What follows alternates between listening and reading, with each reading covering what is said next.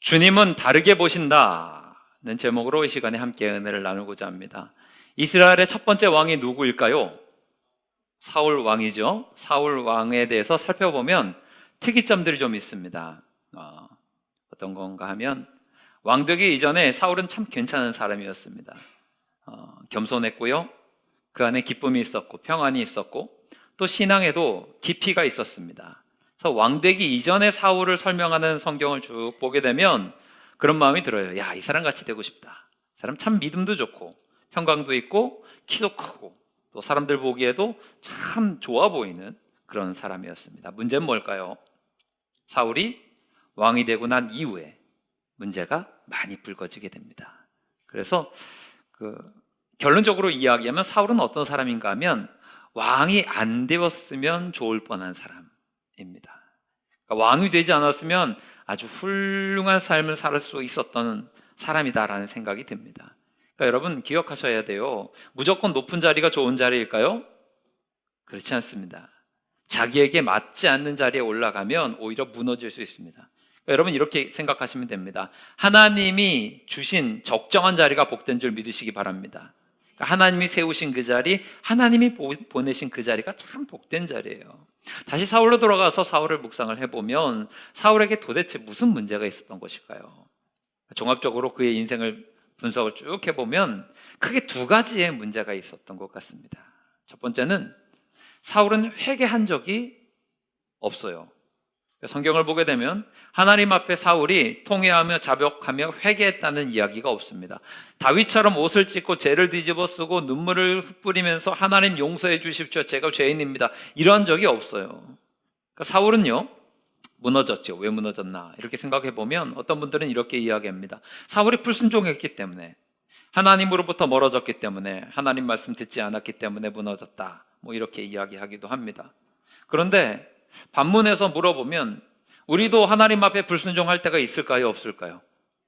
그렇죠. 우리는 그럴 때가 있습니다. 하나님 뜻을 무시하고 내 마음대로 할 때도 참 많습니다. 그러면 사울이라고 하는 인물을 종합적으로 볼 때에 그가 불순종했기 때문에 이거 하나 때문에 무너졌다 이렇게 이야기할 수는 없는 것 같아요.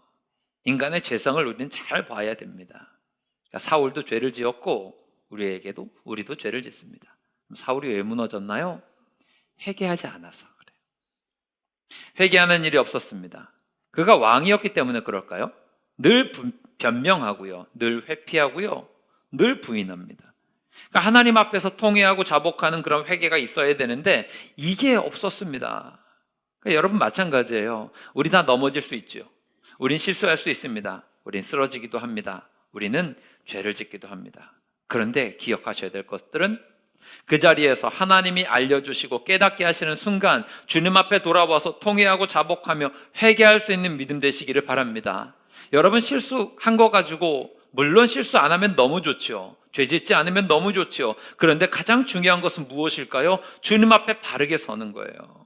회개하는 심령들 되시기 바랍니다. 통회하는 심령들 되시기 바랍니다. 다윗처럼 죄를 뒤집어 쓰고 옷을 찢으며 여러분의 마음을 찢으며 하나님 용서해 주십시오 구하는 모습 있을 때 우리는 넘어지지 않아요. 그런데 사울에겐 이게 없었습니다. 두 번째로 사울에겐 뭐가 없었냐면 사울은 문제가 뭐였냐면 온통 그의 관심은 사람에게만 있었습니다. 사람들이 나를 어떻게 평가할까? 사람들이 나를 어떻게 볼까? 사람들에게 내 이미지는 어떻지? 이런 것에만 온통 관심이 있었습니다. 그는 인기에만 매달려 있었습니다. 반대로 뭐가 없었냐면 하나님의 시선에 대해서 관심이 전혀 없었어요. 하나님이 나를 어떻게 평가하시는지 그는 관심이 없었습니다. 사울이 넘어졌던 내용들을 한번 보세요. 사울이 왜 무너졌습니까? 아말렉 멸절하라 그랬잖아요. 그런데 아말렉을 멸절하지 않고 좋은 것들 따로 남겨두고 아말렉 왕도 아각도 살려줬어요. 왜 그랬나? 그의 변명은 그겁니다. 좋은 것 따로 떼어놔서 하나님께 예배하면 영광 돌리는 재물 쓰려고요. 근데 사실은 그게 아니죠.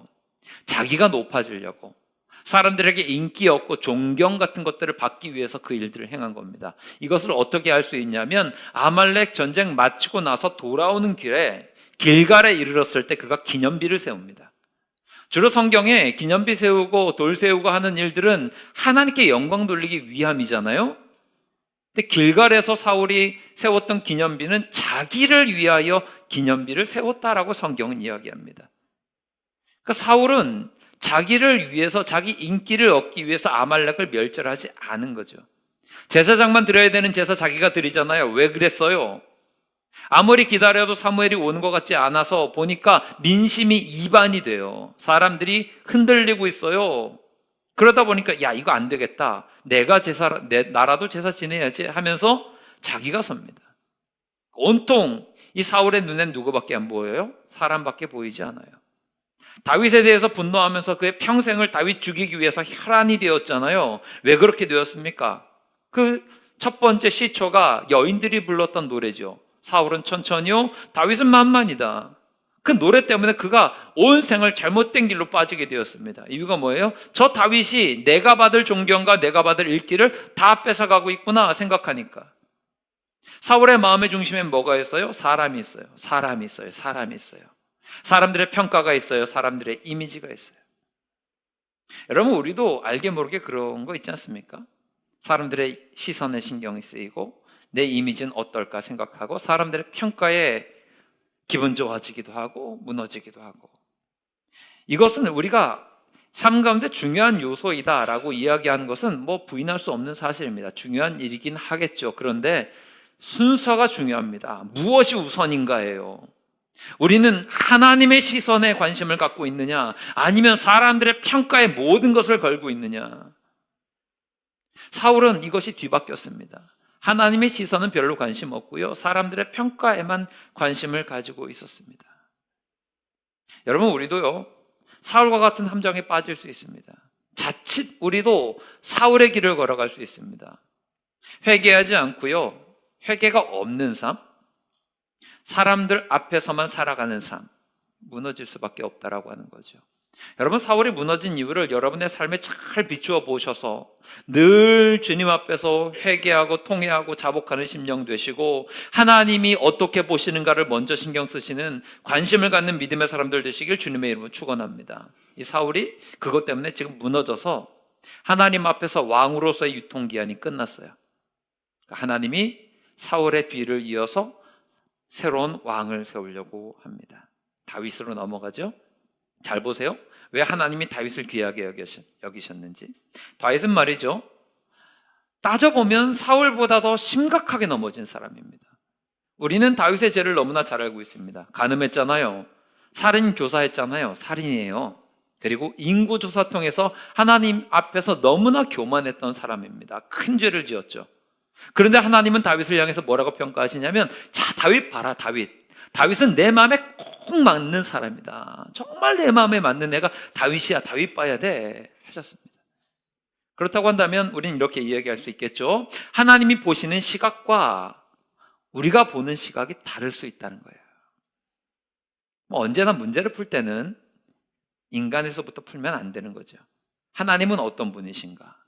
하나님은 어떻게 보고 계시는가? 이것들로부터 문제를 풀면 우리는 참 많은 것들을 얻을 수 있습니다. 오늘 본문 말씀을 통해서 이것들을 좀 접근해 보려고 합니다. 하나님은 어떻게 보시나, 어떤 분이신가? 두 가지 포인트예요. 첫 번째, 하나님은 우리의 외모가 아닌 중심을 보시는 하나님이십니다. 믿으시기 바랍니다. 하나님은요, 마음을 보세요. 이게 핵심이에요. 하나님 앞에서 그래서 우리의 마음 관리, 중심 관리를 잘해야 된다는 거예요. 7절 말씀 우리 한 목소리로 함께 봉독하며 말씀 확인합니다. 함께 읽습니다. 여호와께서 사무엘에게 이르시되 그의 용모와 키를 보지 말라. 내가 이미 그를 버렸노라. 내가 보는 것은 사람과 같지 아니하니 사람은 외모를 보거니와 나 여호와는 중심을 보시느라 하시더라. 아멘. 지금 사무엘이 하나님의 명령 따라서 왕 세우려고 이새의 집에 갔습니다. 그리고 아들을 1번부터 7번까지 쭉 선보이는 거죠. 첫 번째 아들 엘리압이 왔어요. 너무 멋있는 거예요. 키도 크고 딱 볼 때에 야, 역시 하나님은 시각이 다르죠. 이 사람 왕 같은 모습이구나 했습니다. 근데 기름 부으려고 했는데 하나님이 뭐라 그래요? 용모와 키를 보지 말아라. 겉모습이 다 아니다 라고 하는 거죠.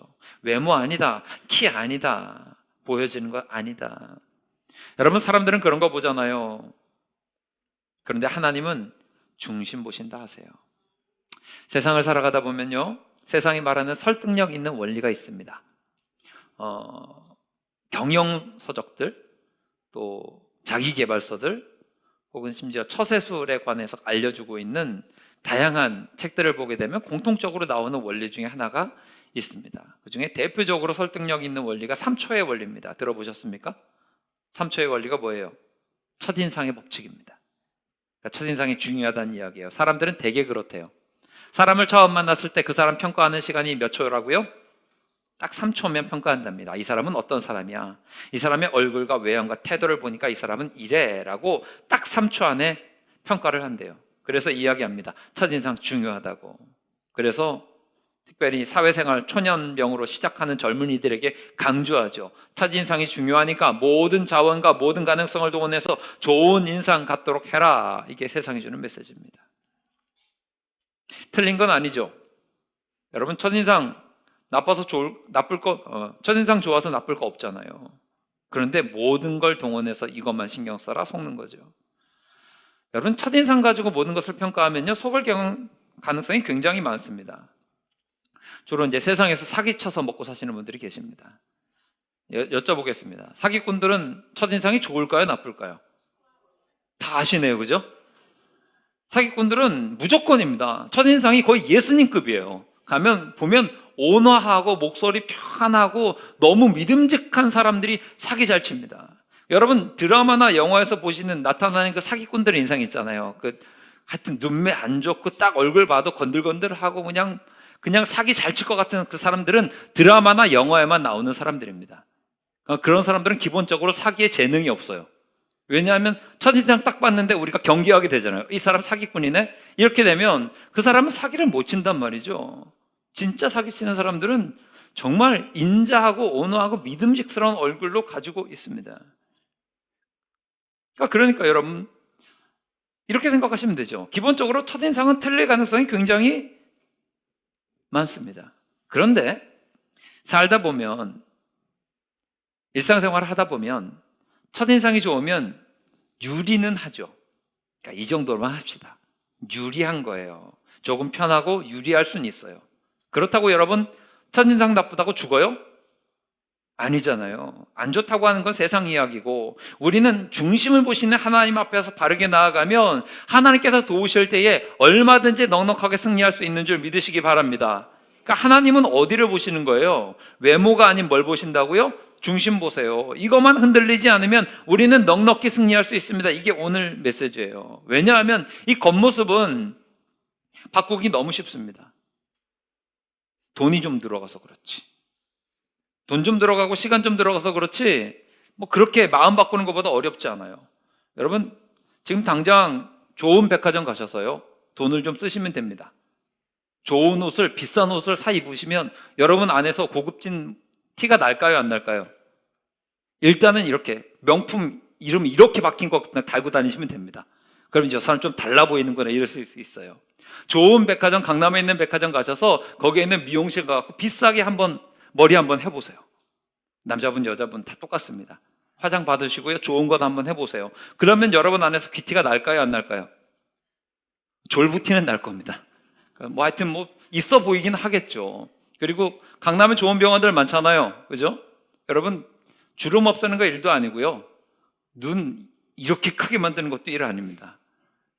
별의별 거 다 할 수 있습니다. 돈 좀 들고 조금 고생해서 그렇지 생각보다 어렵지 않게 바꿀 수 있습니다. 그런데 마음은 어때요? 마음은 쉽지 않습니다. 정말 어려운 건 마음입니다. 호락호락하지 않아요. 왜냐하면 우리 안에는 다 죄성이 있기 때문에 그래요. 우리는 다 부패합니다. 예레미야서 17장 9절 말씀을 보세요. 성경은 이렇게 이야기하죠. 함께 읽겠습니다. 시작. 거짓되고 심히 부패한 것은 마음이라 능히 알리오마는. 사람의 마음이 어떻대요? 부패하대요. 그래서 이 마음 지키는 게 참 어렵고 마음을 세우는 게 참 어렵습니다. 외모보다 훨씬 더 어려운 건 마음이에요. 그래서 마음은 정말로 어렵습니다. 요즘도 있는지 모르겠는데 예전에 저는 서울에 길거리 다닐 때 한 번 나가면 두 번에 한 번 정도는 이런 분들 마주친 적이 있어요. 도를 하십니까? 여러분 수원역 나가셔서 이런 분들 만나신 적 있으세요? 도를 하십니까? 참 좀 당황스럽긴 한데 이런 이야기가 있습니다. 도를 하십니까를 전하는 중년의 한 지긋한 남성분이 계셨습니다. 사람 다니면서 사람들에게 묻는 거죠. 도를 하십니까? 도를 하십니까? 가다가 한 젊은이를 만났습니다. 20대 초반 정도 되는 젊은이에게 묻습니다. 도를 하십니까? 그랬더니 이 당돌하게 20대 초반의 청년이 아니? 이렇게 대답을 하는 거예요. 그 중년의 남자분이 도를 전해야 되는데 이게 황당하잖아요. 또 점잖게 이야기합니다.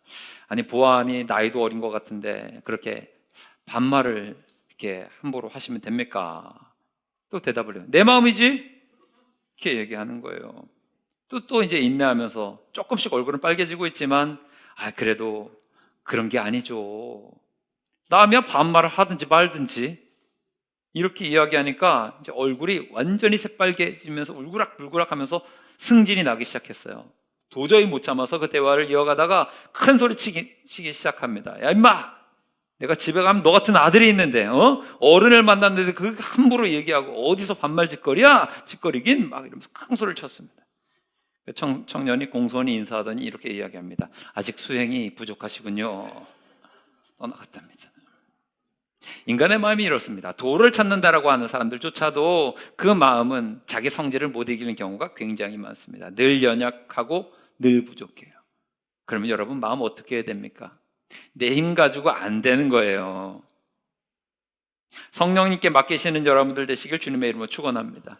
내가 죄인인 걸 깨달아 알아야 돼요. 다윗의 심령을 보시는 하나님은 이걸 보신 거예요. 다윗은 죄인 아니에요? 다윗 죄인이에요. 어렸을지라도 죄인이겠죠. 그런데 그는 회개할 줄 알아요. 통회할 줄 알아요. 깨진 심령이에요. 하나님의 은혜를 구하고 있어요. 그 마음을 보시고 하나님은 다윗을 귀하게 여기시는 거죠. 하나님이 구하시는 제사는 뭘까요? 시편 51편 17절에서 이렇게 이야기해요. 하나님이 구하는 제사는 상한 심령이라. 하나님은 상한 심령 찾으신대요. 깨진 심령 찾으신대요. 여러분의 마음이 하나님이 마음을 보시니까 완벽해야 된다. 이게 아니라 하나님 저는 죄인입니다. 너무 부족합니다. 하나님 은혜 아니면 살 수 없습니다. 이 고백과 믿음을 가지고 나아가는 그 심령을 하나님이 보고 계신다라고 하는 것이죠.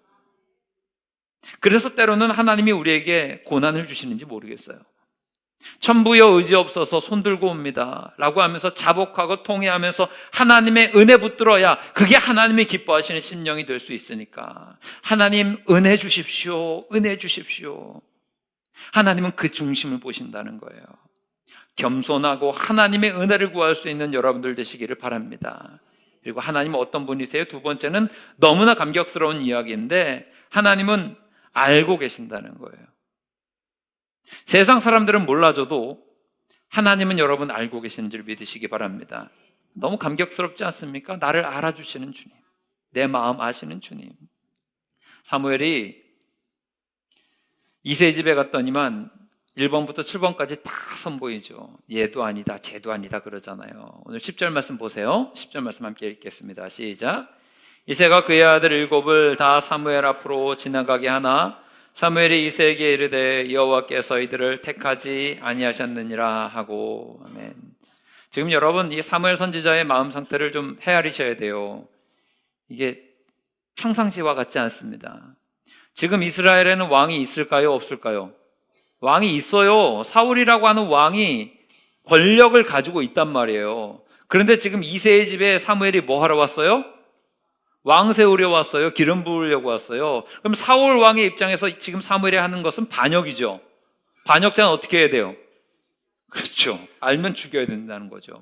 들키면 사무엘은 죽어요. 그래서 하나님이 사무엘에게 명령 주셨을 때 오늘 읽은 본문은 아니지만 앞서 2절 말씀을 보게 되면 하나님 앞에 하소연해요. 사무엘이 사울 왕이 알면 저 죽일 거예요. 하나님. 그래서 이새의 집에 예배 드린다는 핑계로 찾아간 거예요. 사울 왕이 눈치 못 채도록. 그럼에도 불구하고 지금 사무엘의 마음은 불안할까요? 안 불안할까요?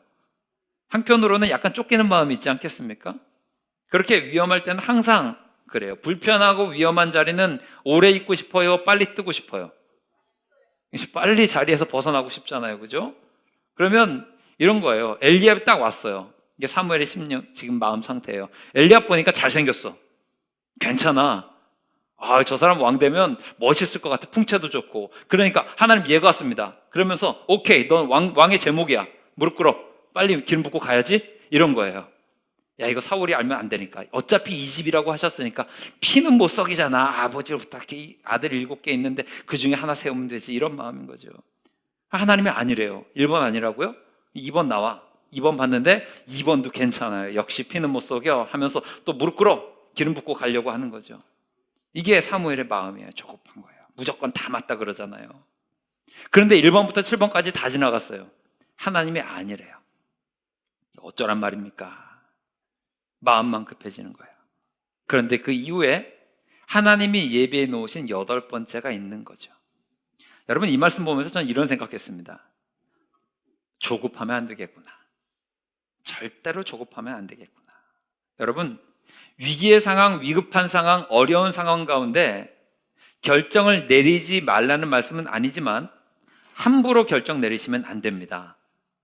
그때는 쫓기는 상황, 마음이 급한 상황, 흔들리는 상황은 정말로 신중하게 기다리실 수 있을 때까지 기다리시다가 결정 내리시는 게 옳습니다. 사무엘이 지금 이걸 경험하고 있어요. 하나님이 아니야 자꾸 마음은 조급해지는데 그러다가 만난 게 다윗이에요. 하나님이 예비하신 사람이 있는 거고 하나님이 예비하신 선물이 있는 거고 하나님이 예비하신 계획과 축복이 있는 거예요. 여러분, 이렇게 가르치기를 주님의 이름으로 축원합니다. 지금 다윗은 사무엘도 몰라줬어요. 아버지 이새도 인정을 안 했어요. 세상 사람들이 바라볼 때 다윗은 어떤 존재예요? 별로 존재감이 없어요. 무시해도 되는 존재예요.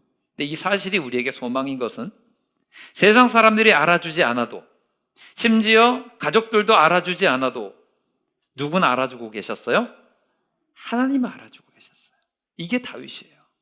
여러분에게도 동일한 은혜가 있는 것을 믿으시기 바랍니다. 여러분, 세상 가운데서 사람들이 알아주지 않아도 너무 힘들어하지 마세요. 너무 흔들리지 마세요. 하나님만 알아주시면 되지 않겠습니까? 세상 사람들 다 버려도 하나님이 알고 계시고 붙들어 주시면 됩니다. 오늘 11절 말씀 보세요. 11절 말씀 함께 읽겠습니다. 시작. 또 사무엘이 이새에게 이르되 내 아들들이 다 여기 있느냐? 이새가 이르되 아직 막내가 남았는데 그는 양을 지키나이다. 사무엘이 이새에게 이르되 사람을 보내어 그를 데려오라. 그가 여기 오기까지는 우리가 식사 자리에 앉지 아니하겠노라. 아멘. 사무엘이 물어요. 더 있니? 이게 다야? 그런데 이새가 대답합니다. 아직 막내가 남았는데. 여러분, 이 말투 아시죠? 약간 좀 비하하는 듯한, 아직 좀 막내가 좀 있긴 한데요. 얘는 좀 이런 거예요. 약간 귀찮고 비하하는 듯한. 이 막내라고 하는 말을 히브리어로 찾아보니까 하카탄이에요. 하카탄이라고 하는 말의 뜻은 가장 어린, 영기스트라고 하는 말과 동시에 오늘 이 다윗을 표현하는 그 막내는 이 의미가 더 맞는 것 같습니다. 가장 작은, 스몰리스트. 장성한 형들에 비해서 이 하카탄, 막내는 너무 작은 거예요. 신장이 장대한 사울에 비해서 다윗은 하카탄, 이 막내는 너무 작은 거죠. 그러니까 우리나라 말은 그렇잖아요. 몇째세요? 저 막내예요. 이러면 조금 귀하게 자란 느낌 있지 않습니까? 귀하게 자라고 이렇게 잘 자라고 사랑 많이 받고 그런 느낌. 그런데 여기서 막내라고 하는 하카탄은 이런 뉘앙스가 아니에요. 정반대예요. 그러니까 이 하카탄을 우리나라 말의 뉘앙스로 가장 잘 설명할 수 있는 게 뭔가 생각하다가 발견한 게 이겁니다. 여러분 아십니까? 깍두기라고? 어렸을 때 여러분 동네에서 놀 때 깍두기 해보셨어요? 그 동네에서 이렇게 형들 누나들 다 모여서 노는데 그 어린 동생 안 데리고 올 수 없는 상황. 이놈 빠지지도 않아. 빠졌으면 좋겠는데 빠지지도 않고 같이 놀겠다고 막 덤벼. 그런데 와봤자 도움이 돼요, 안 돼요?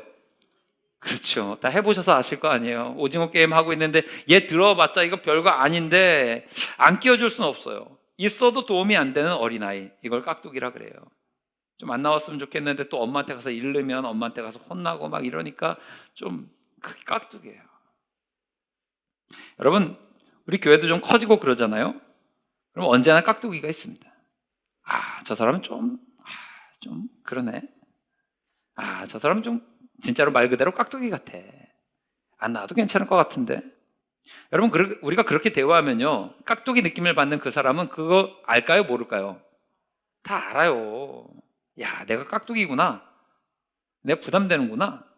이 사람들 내가 안 나왔으면 좋겠구나. 나 싫어하는구나. 이거 안단 말이에요. 이게 하카탄이에요. 이게 깍두기라고요. 그럼 어떻게 해야 돼요, 교회는? 이 하카탄, 깍두기를 품을 수 있는 그릇이 되어야 될 줄 믿으시기 바랍니다. 그러니까 우리가 그렇게 나아가면 안 되고, 그럼 품을 줄 알아야지 교회죠. 왜냐하면 그렇게 하기 시작하면 그 사람을 영적으로 죽이는 거거든요. 품어주고 사랑해주고 덮어주는 일이 교회 안에서 있어야죠. 그러니까 이 깍두기를 품어줘야 돼요. 하카탄들을 품어줘야 돼요. 그거 못하면 어떻게 교회라고 이야기할 수 있겠습니까? 다윗은 이 하카탄이었어요. 다윗은 이 깍두기였어요.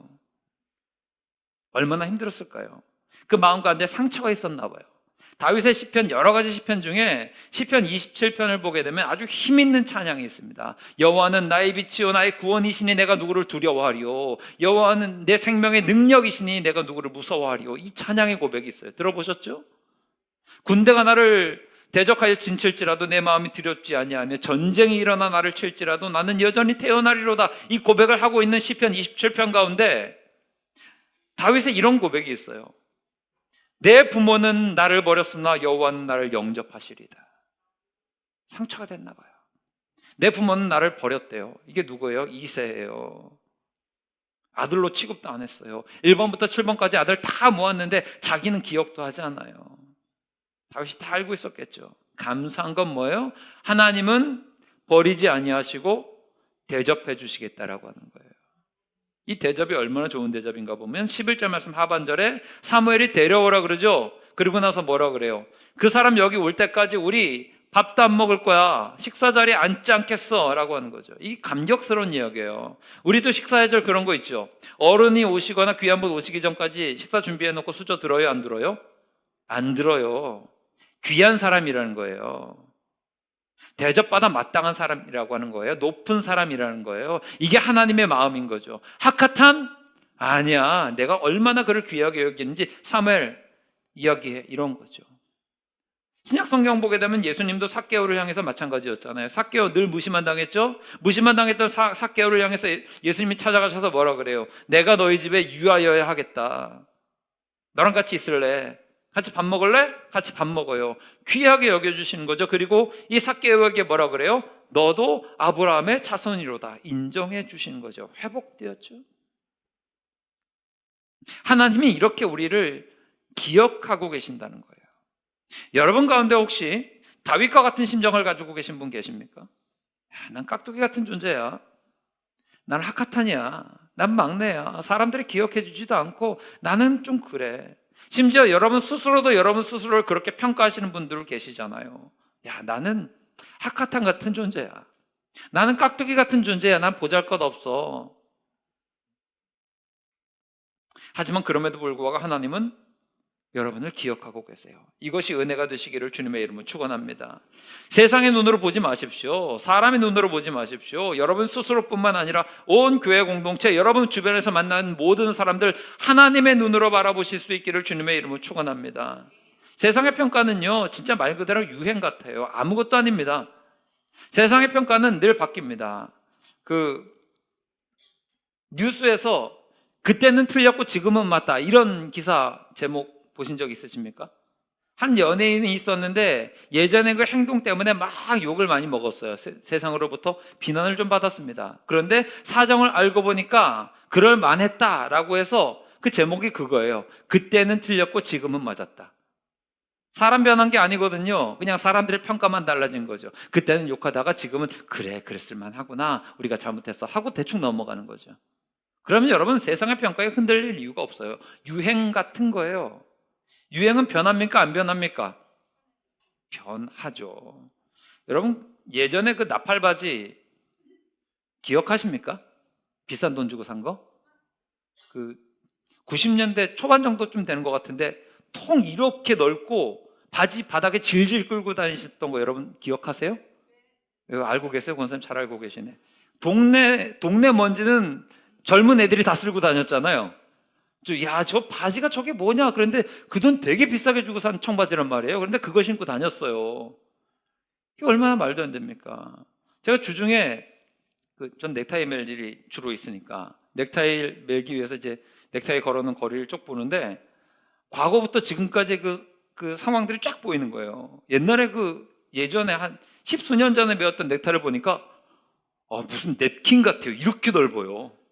이렇게 넓어서 야, 이건 도저히 내가 못 매겠다. 심지어는 이게 유행이 바뀌면서 점점 좁아지다가 어떤 넥타이를 보니까 야, 세상에 내가 이런 걸 메고 다녔어라고 싶을 정도로 작대기 같은 넥타이도 있더라고요. 완전 훌쭉해가지고 이제는 조금 더 넓어지고 있는 추세예요. 이게 유행이라는 거예요. 양복도 마찬가지죠. 여러분, 지금은 2버튼 하지만 예전에 한참 3버튼 유행했던 거 아십니까? 버튼 3개 이렇게 되어 있는 거, 거기다가 이렇게 베스트 이렇게 입어야 이게 정장 잘 입은 거라고 인정하던 때가 있습니다. 요즘에 3버튼 하면 야, 저렇게 유행이 뒤떨어진 걸 왜 입지? 라고 이야기하시기도 해요. 그 옷에 이걸 라펠이라고 하는 건 아세요? 잘 모르세요? 이 라펠도 시간에 따라서 커지기도 하고 작아지기도 합니다. 이 유행에 민감하신 분들은 이렇게 라펠이 크고 작고 라펠의 모양이 어떤가에 따라서 야, 저거는 2014년 모델이야, 2020년 모델이야, 2024년 모델이야 구분하기도 한대요. 보세요, 제가 지금 무슨 말씀드리는지. 시간이 지나면 다 바뀝니다. 사람의 평가 똑같습니다. 그러므로 여러분, 그거 신경 쓰지 마세요. 세상 만사가 다 그래요. 정말 중요한 게 뭡니까? 변하지 않는 하나님의 평가인 줄 믿으시길 주님의 이름으로 축원합니다. 하나님이 인정하시고 하나님이 기억하시고 하나님이 은혜 부어주시면 그 모든 것들을 넉넉히 이길 수 있어요. 오늘 13절 말씀 함께 읽겠습니다. 시작.